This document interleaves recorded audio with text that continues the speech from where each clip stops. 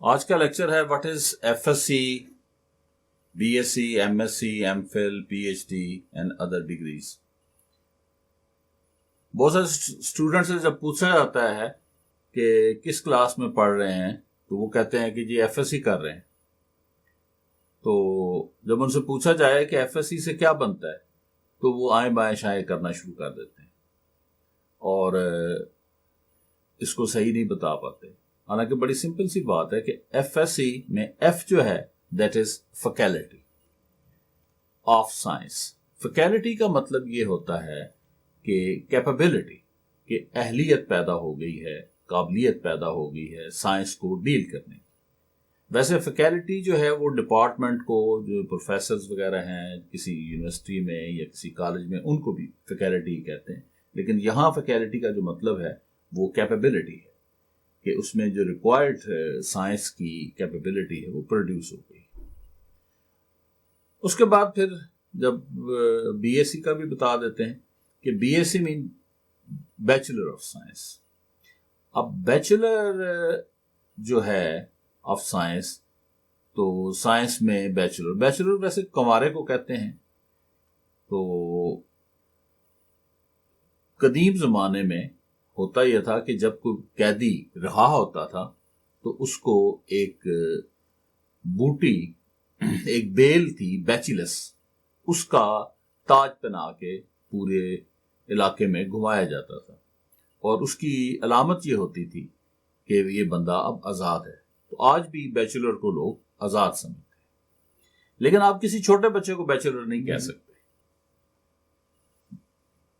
Bachelor उसी को कह सकते हैं कि जो शादी की उम्र पर पहुंच चुका है और अभी उसकी शादी नहीं हुई, यानी कि वो अब बड़ा हो चुका है, वो ग्रो हो चुका है, वो जवान हो चुका है।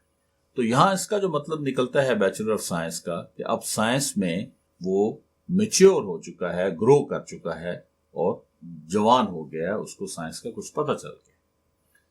फिर उसके बाद एमएससी है, MSc master of science. Master का मतलब यह है ग्रेट स्किल, कि अब साइंस को डील करने के लिए उसके अंदर बहुत महारत पैदा हो चुकी है।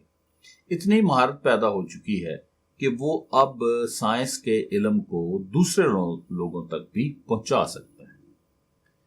उसके बाद एमफिल है, मास्टर ऑफ फिलॉसफी। फिलॉसफी का मतलब यह होता है कि किसी भी चीज को, उसकी जो काज है, उसकी जो रियलिटी है, जो उसकी अंडरलाइंग फैक्ट्स हैं, उन तक पहुंचना और उनको जानना। यानी किसी चीज की निटी ग्रिटी को, किसी चीज की ताने बाने को, उसके बेसिक रियलिटी और फैक्ट्स को जानने का नाम है। तो मास्टर ऑफ फिलॉसफी की यानी अब वो इस सब्जेक्ट की जो रियलिटी है, जो उसकी असल रीजन है और जो फैक्ट्स हैं, वो उसमें अब मास्टर हो चुका है। पीएचडी, जिसको डीफिल भी कहते हैं, डॉक्टर ऑफ फिलॉसफी। अब डॉक्टर का जो लफ्ज है, ये इस डॉक्टर क्या है, ये ही treat and remove the disease. यानी कि किसी चीज के अंदर अगर कोई प्रॉब्लम पैदा हो गई है तो डॉक्टर उसको ट्रीट करने की अहलियत रखता है और उसको रिमूव भी कर सकता है।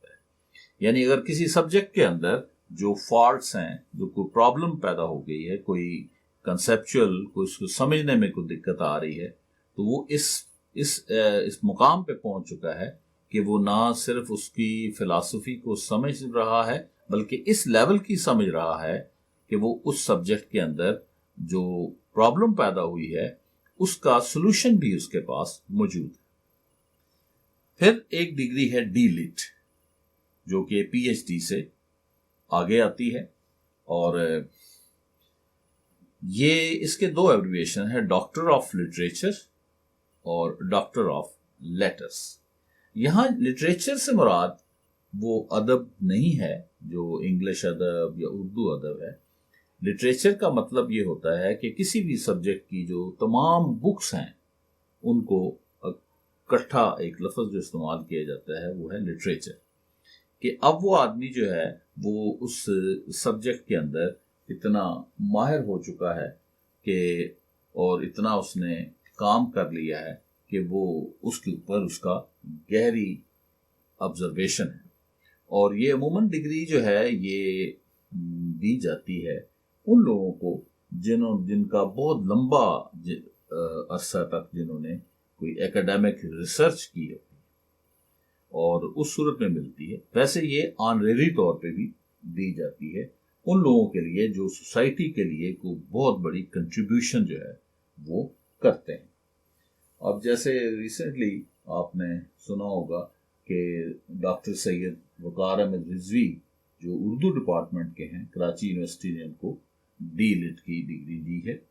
اسی طرح سیدنا سیف الدین جو بحرہ کے فرقہ کے اسپرچل لیڈر ہیں، ان کو بھی کراچی یونیورسٹی نے ڈی لٹ کی ڈگری دی ہے. اللہ کرے کہ آپ بھی ڈی لٹ کی ڈگری کو حاصل کریں. Thank you.